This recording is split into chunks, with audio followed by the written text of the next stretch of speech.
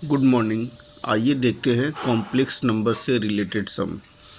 ऐसा सम जेई में कई बार आ चुका है, तो इस टाइप के सम को कैसे सॉल्व करते हैं धीरे धीरे बताएंगे, उसलिए थोड़ा समय लगेगा।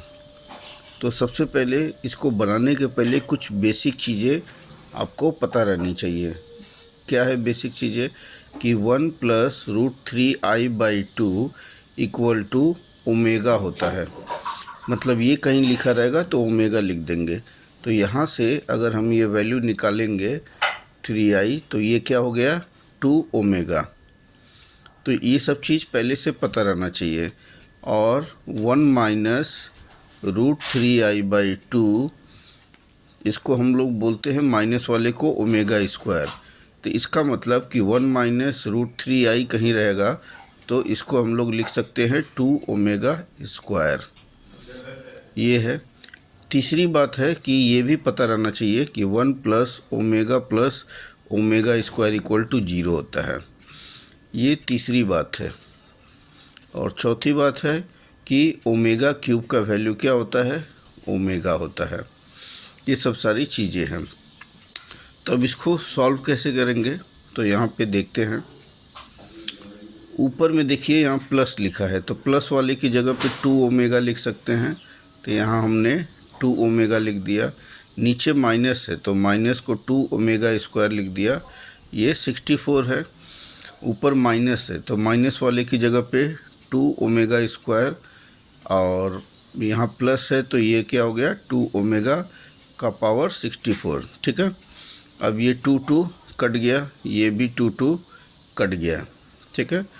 और यहाँ ओमेगा है, ओमेगा स्क्वायर कट जाएगा तो क्या आएगा 1/ओमेगा का पावर 64।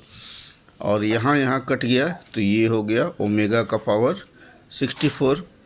अच्छा, ऊपर में 1 है तो 1 के बदले में हम क्या लिख सकते हैं? Omega cube. और नीचे में क्या है? ओमेगा का पावर 64, और ये ओमेगा का पावर 64। अब ये भी काट देंगे तो ये हो गया ओमेगा का पावर 64, ओमेगा का पावर 64। ये कटेगा इंडिसेस के रूल से तो ये 2 आ जाएगा। अब इसका इंटू करेंगे तो ओमेगा का पावर 128। ठीक है। और यहाँ पे आ गया ओमेगा का पावर 64। अब 128 को हम लोग ऐसे लिख सकते हैं, ओमेगा का पावर 126 और 2। और यहाँ पे देखिए कितना है 64। तो 64 को ऐसा लिखेंगे ताकि ओमेगा क्यूब, अगर इसको 3 से डिवाइड करेंगे तो 63।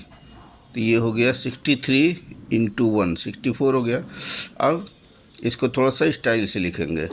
कैसे स्टाइल से लिखेंगे? वहाँ ओमेगा क्यूब जानबूझ के ऐसे लिखेंगे। और बाहर में हो गया ये 42। देखिए 42 और 3 में इससे इंटू करेंगे, 3 × 2 = 6, 3 × 4 = 12। हर समय कोशिश यही रहेगा कि अंदर में ओमेगा क्यूब आ जाए, क्योंकि उसका वैल्यू 1 होता है। और यहाँ पे हो गया ओमेगा स्क्वायर। अगर ये सबको ऐड करेंगे तो ओमेगा का पावर 128 आ जाएगा। देखिए 126 से 2 128 होता है। अब 126 को 3 के टेबल से कटता है तो 3 लिख दिए, अब बाहर में लिख दिए 42। और यहाँ भी ये भी 3 के टेबल से कटेगा तो ये ओमेगा क्यूब लिख दिए। तो 63 में 3 से डिवाइड करेंगे तो 21, और यहाँ पे आ गया ओमेगा। अब ओमेगा क्यूब का पावर 1 होता है, 1 का पावर 42। ये हो गया ओमेगा स्क्वायर। ये भी 1 होता है, 1 का पावर 21 × ओमेगा। तो 1 का पावर कुछ भी 1 होता है, तो ये फाइनली हो गया ओमेगा स्क्वायर, और ये हो गया ओमेगा। अब इसका वैल्यू कहाँ से निकलेगा? तो ऊपर में जाते हैं। नियम बोलता है कि ये तीनों मिल के 0 होगा, तो ये वाला इधर ही रहने देते हैं। अब ये +1 उधर जाएगा तो क्या होगा -1। तो यहाँ पे आते हैं, इन दोनों को हटा के इसके बदले में -1 लिख देते हैं। तो इस प्रकार से सॉल्व हो जाएगा। Thank you for watching my video. फिर मिलते हैं कल एक नए सम के साथ।